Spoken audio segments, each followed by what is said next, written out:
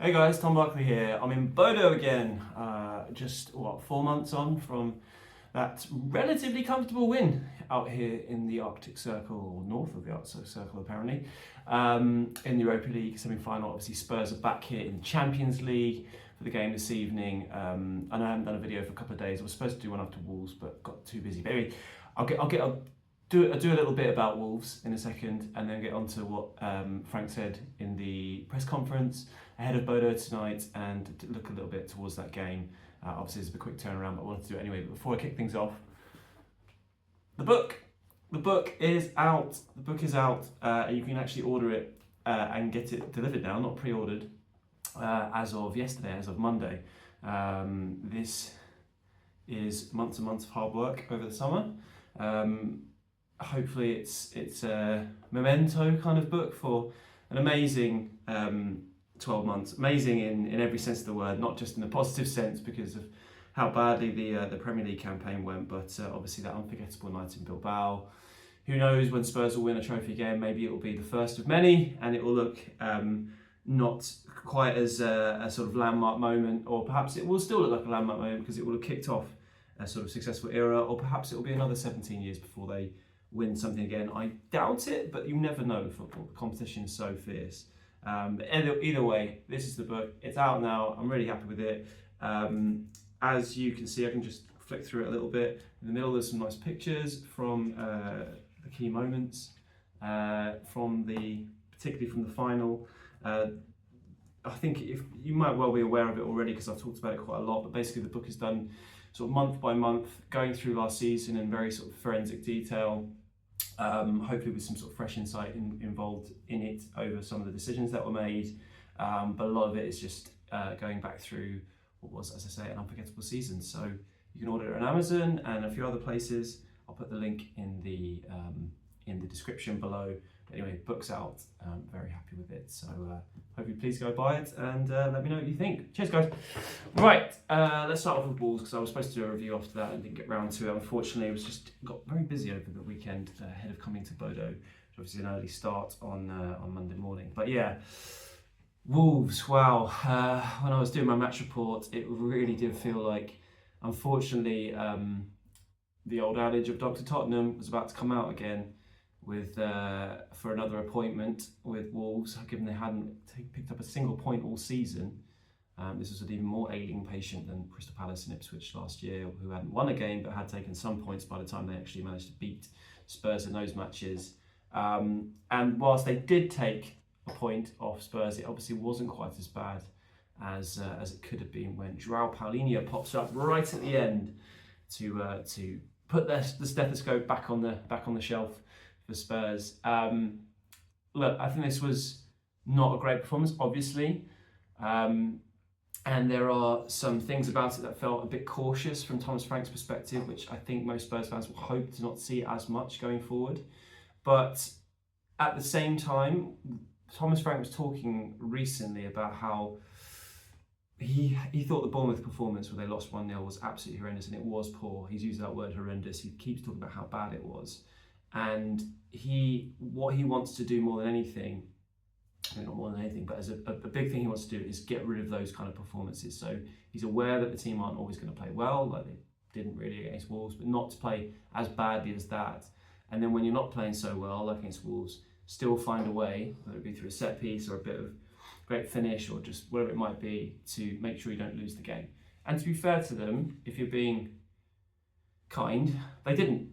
And that's maybe the sign of a slightly more difficult to be a progression in that sense. Paulinho pops up, and what a finish it was. I mean, he's such a good player, fast becoming one of the absolute bargains of the summer across the Premier League. 3 goals already now, 3 goals in 3 different competitions. Looks like he's got that holding midfield position locked down. Feels an absolute central player already. And I really like the way he spoke afterwards. You will have probably seen his interview with Sky Sports. Said he's not happy at all. These are the kind of games we have to be winning. I mean, the demands that he puts on himself and his teammates are there for all to see. He's clearly a winner who wants to bring that kind of culture to Spurs, and I think that's really important, particularly with helping improve the younger players. I just think he's a really, really good signing.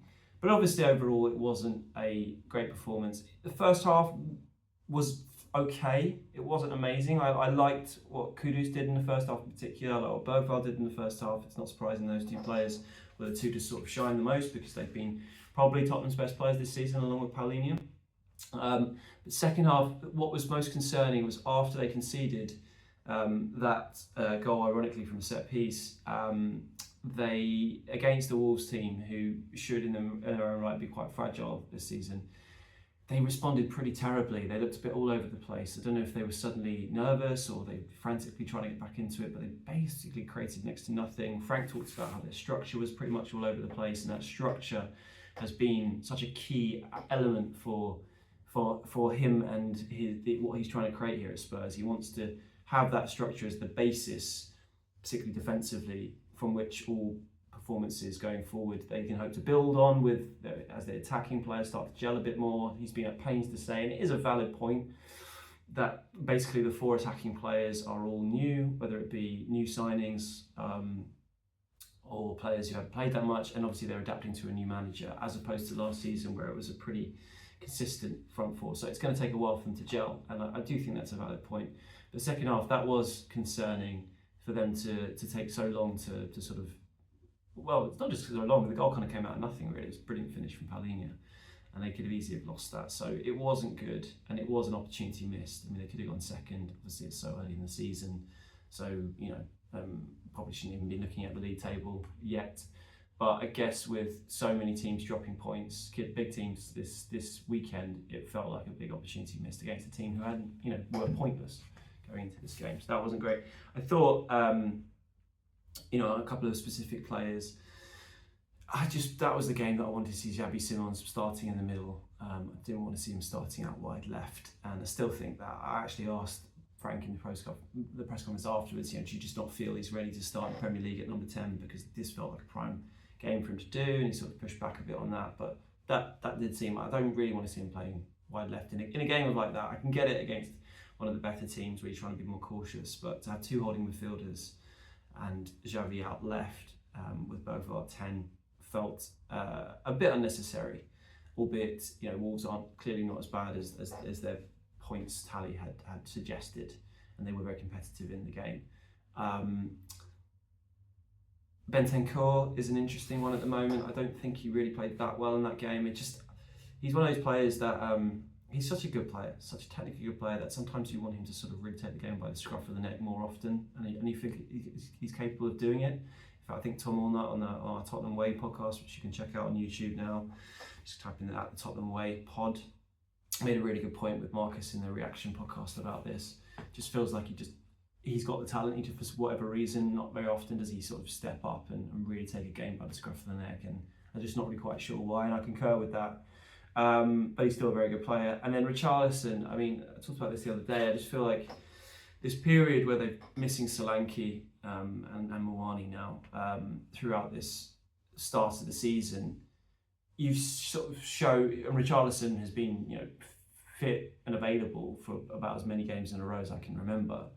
You've sort of seen why he's not, in my mind, an elite striker. I think he's got it in his locker to score some unbelievably technically difficult goals, and he can be a nuisance up front. He's very good in the air, but I don't think, you know, he's a player that you can hang your hat on. Forget about his fitness, presuming he stays fit, which is obviously a massive if. I just don't think he's a player that you can hang your hat on if you want to be a really elite, a striker you can hang your hat on if you want to be a really elite team. Just often doesn't get involved enough, and I thought he felt quite isolated. And, you know, I referenced there a minute ago that I think he's really good in the air. He is. I feel like when Porro doesn't play, obviously Porro was rested for that game, that really doesn't help Richarlison out at all, really. Spencer's delivery isn't the best. He's got a lot of strengths, but I don't think he's a great crosser of the ball. Maybe that's one of the reasons why he suits the left side better, because when he's on the right, you expect more of those kind of crosses. I don't think he's the best at that. Udogi's hasn't really shown an amazing delivery either off the left side in terms of, you know, floated deliveries, more getting to the byline, cutting it back. So that doesn't really help Richarlison's game, but he just really didn't get involved that much. And he obviously scored those two brilliant goals against Burnley. He got a goal against Brighton, but his goal return overall has been okay. I feel like maybe the team aren't creating that much. It's a bit more of a pragmatic team, so that doesn't help. But yeah, I do think Spurs are really lacking a sort of top quality striker at the moment. They really could do with Solanke coming back as soon as possible, and we'll come on to him in a second. In fact, let's come on to him now. So that pretty much wraps up Wolves. Let's talk about Bodo. So we're back here in Bodo. Beautiful. You can't see right now, but it's a beautiful sunny day out in Bodo. It's a lot warmer than it was. Actually, it wasn't even that cold, to be honest, in May. But it was very noticeable when coming here this time, walking from the airport, which you can walk to the airport to the stadium or your hotel in 10 minutes. It's amazing how much greener and lusher everything was coming this time, because obviously we've had the summer. And that was very absent in May. Bear in mind, it was like May the 7th and 8th that I was here, which is, you know, in England at least, you're very much into spring by then, but clearly there's a long cold winter up here in the Arctic Circle, unsurprisingly, and there wasn't much of that at all. It wasn't actually as cold as I was fearing back in May. By the end of the game, with that wind whipping around and quite a lot of rain, it felt pretty chilly when you've been outside for 3 hours. But definitely Spurs' task back in May was helped by the temperatures not being sub-zero like it can often be here, and has clearly affected lots of other teams that have come to Bodo. There's obviously loads of big name sides that have lost on their plastic pitch, you know, Roma, Olympiacos, loads of teams. But Spurs were very comfortable, and if anything, it's warmer today, and might be a bit colder later, but nothing that they wouldn't expect. And I think that will definitely help Spurs as well. But yeah, we'll come on to sort of looking back on that game. I mean, first of all, Frank, I asked him about whether he'd looked at that match and how Spurs won, because I know it was another manager. I know it was last season, but it really wasn't very long ago, and the teams are relatively similar. So it does feel like a reference point that's worth looking at. He didn't really want to go there. He did say he had watched it. He talked about how this game is very different circumstances. He's a different manager. He didn't really want to look back on that. But I personally think that blueprint is right there, really. As much as, there were a lot of games last season that you wouldn't want to take the blueprint for from manager's time. That one, they couldn't have been more comfortable. They were obviously holding on to a 3-1 lead, but because of the fragility in Tottenham's Premier League campaign, I still think a lot of, and Bodo's, imperious form at home, I think there was a lot of nerves going into that second leg, whether they would, collapse basically to this team up in the north of Norway, who had comfortably beaten a lot of sides. But Spurs was so comfortable on the night, it really wasn't a difficult. It didn't look a difficult task at all. They made it look easy. Obviously, won 2-0 on the night. But yeah, one man who obviously scored that day was Dominic Solanke. He is the absent man at the moment, and unfortunately, he's going to be absent for a bit longer. That was the main news line coming out of the press conference, was that he will be having surgery, minor surgery apparently, on this troubling ankle of his. So let's sort of talk about where this has all happened from. So it's apparent. So specifically, I believe, if you remember, he played against Reading that first half in the first game of pre-season, which Spurs won 2-0. Thomas Frank's first game in charge. And I think it was after that game in training, he's miskicked a ball, just like he did back in January when he was out for a couple of months. I presume players do this all the time. It's just unfortunate for poor Dom that two of his relatively big injuries have come from miskicking a ball. And that's how he's done his ankle. He obviously featured, he didn't really feature in pre-season, even though I think he went out on the tour, but he didn't play. He did come off the bench in the Super Cup final, against PSG, against Man City and against Burnley, so he did feature. And then he was absent from the Bournemouth game, and he hasn't featured since. Now, I remember my own colleague Jake Sanders at the Sun, who is on another podcast called An Echo from Glory. I think that's the name of the podcast. Great guys. You should check out if you haven't seen it already. Writing that it was worse than first feared, could be out for a while, and maybe even need surgery. and that was sort of played down. And every week we went into each press conference asking about Solanke, and Frank was saying, oh yeah, he's going to miss this game, but he should be back soon. Well, it's kind of proven to be the case, really. You'd have to say what Jake was saying, because we've gone now, from missing Bournemouth in August, so he's definitely out tonight. He's out of the Leeds game. Frank has said he is now having surgery. So what they've tried to do is they've tried to let it heal. They gave it an injection. They tried to let it heal sort of naturally along with that injection. I remember, a couple of weeks ago, maybe a week ago, he was training individually for 3 or 4 days on the grass, but not with the full team.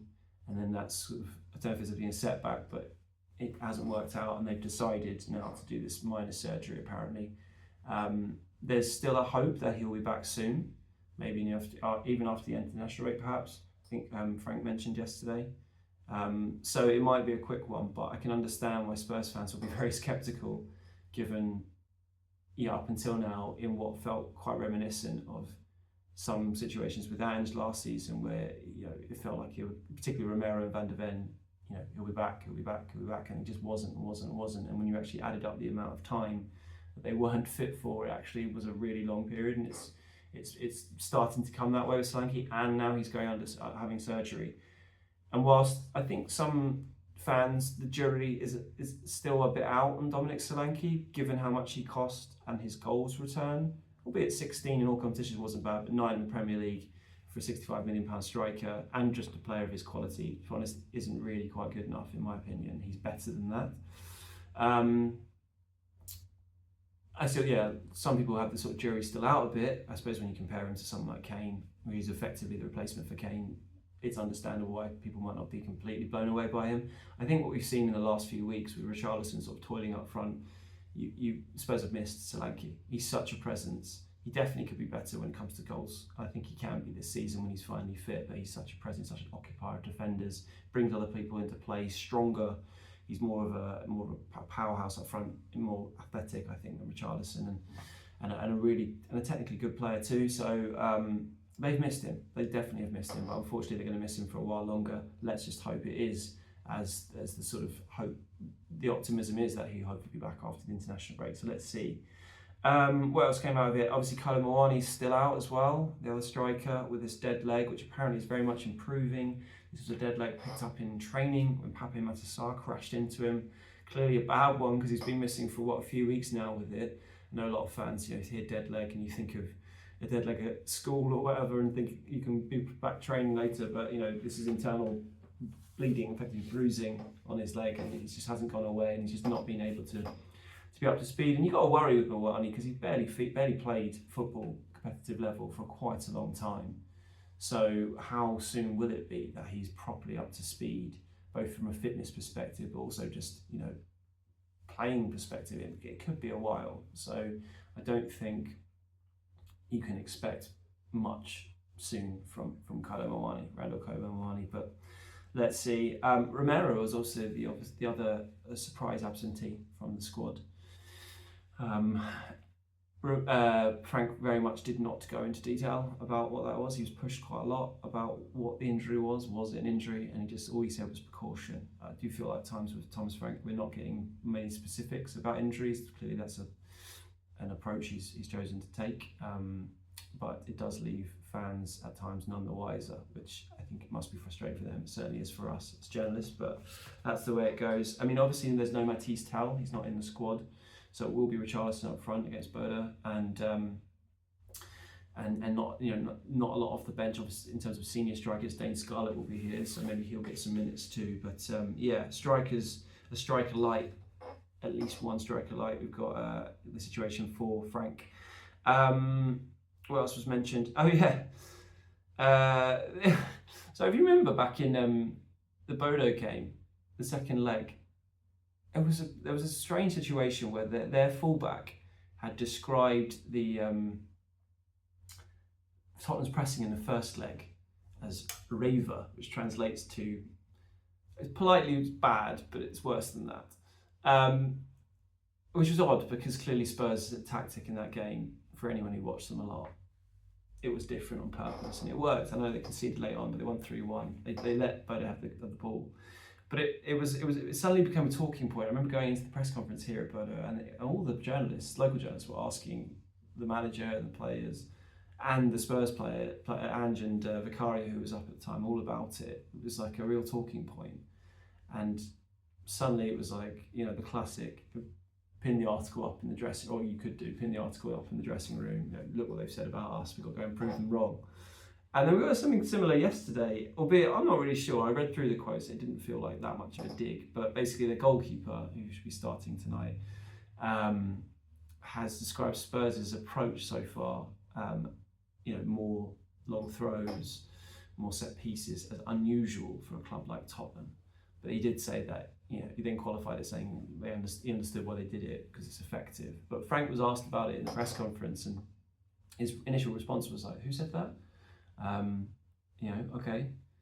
And then explained why he feels like set pieces are huge in modern football and it's the way to go. But it almost felt like, once again, potentially, Bodo players have said something that's not going to help them out in terms of giving some extra motivation to Spurs. But maybe that's something of nothing. But my ears did prick up when I saw that, because it felt like history repeating itself to a certain extent. Lucas Bergvall, or Bergvall, as I think the pronunciation is. I'll stick with Bergvall. But he was also up for press conference. He didn't say a whole lot. Lucas probably around a few words, I would say, but he did sort of mention that he's been playing more as a number 10 under Frank. I did an interview actually with one of his old youth coaches, Peter Kisfaludi, the other day, who coached Lucas as a kid and also at Djurgården, I think, as well. And it's quite interesting hearing his thoughts, really. If you go on my X account, you'll see it there. The link to that. But one of the things he mentioned was that how Frank had been, because he had dinner with Lucas a few weeks ago, and he said that Lucas had said that Frank had been playing more advanced, so it was good to hear Lucas sort of confirm that. I also was asking about how he looks just so strong. He looks like his biceps look very bulging at the moment. He's come back from that injury, which obviously saw him miss out in just before the semi-finals last year. Cordia missed the rest of the season. In better form than ever, and physically even more impressive. And apparently that's just a natural thing. He does train like crazy. Bergvall, like he's sort of addicted to training. So training with the ball, does a lot of running, and his running power is really impressive. But it's not like apparently he's pumping iron in the gym or on some sort of diet that's extra protein or whatever. It's more a natural sort of the Viking blood that he has. But he's an absolute powerhouse now, isn't he, Bergvall? And as Kisfaludi said, Spurs have got gold in their hands with him. He actually thinks he's going to be moving on to Real Madrid in a couple of years. I'm sure Spurs fans won't want to hear that, but they've certainly got an absolute top player in Bergvall, who, I thought he was good in the first half against Wolves, less so in the second half. He wasn't great at Brighton, but he was brilliant against West Ham, brilliant against Villarreal as well, and just an absolute top player. A real prospect that Spurs are lucky to have, and once again signed for $8.5 million. Unbelievable business. So Bodo, one loss in 16 games. They're pretty imperious. They're very much. We're now towards the end of their league season. I think there's about sort of 8 games to go, and they're second, a point behind the leaders. But there's a bit of a race all the way down to 4th place in the Norwegian top division. So all 4 of them could potentially win it. So they're in a bit of a title scrap themselves, but they're being very consistent. They've got quite a lot of injury doubts. There are a few players who are definitely out, who would start for them. I can't name them right now, but I was talking to the journalist yesterday. Apparently there's a few players that would definitely start who are out, including one of their wonder kids, and there's quite a lot of doubts over lots of other players. But I'm personally, obviously, Spurs are looking to, I'm hoping for a Spurs win, but I thought Bodo were quite disappointing last time around after writing so much about them, reading so much about them, how much of a threat they could be at home, particularly on this plastic pitch, and I thought they were quite underwhelming. So, for making it more of a competitive game, you'd hope they would have learned from that and put in a more competitive performance. If not, Spurs should be relatively comfortable again, I think. once again, 404 fans coming over for Spurs, albeit it was only 403 in the end. Because I think a story about one of the fans having leaving the passport at home or getting rejected at the airport. I'm not sure quite what happened, but yeah, unfortunately someone missed out on that fantastic experience back in May.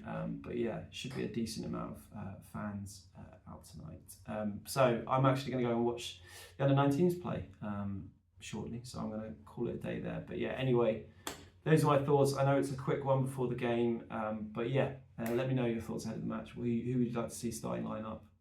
In the starting lineup, who do you think needs a good performance tonight? Richarlison, anyone else in the team?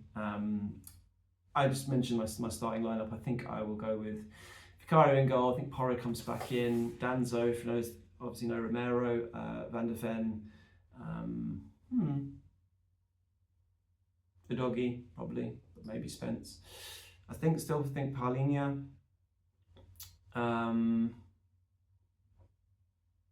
Bergvall.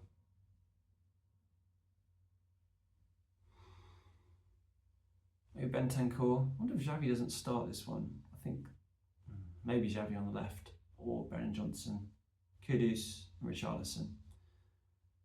Not making many changes there, particularly with Leeds at the weekend. I don't know, still a big game though. I don't know whether he will change it up that much.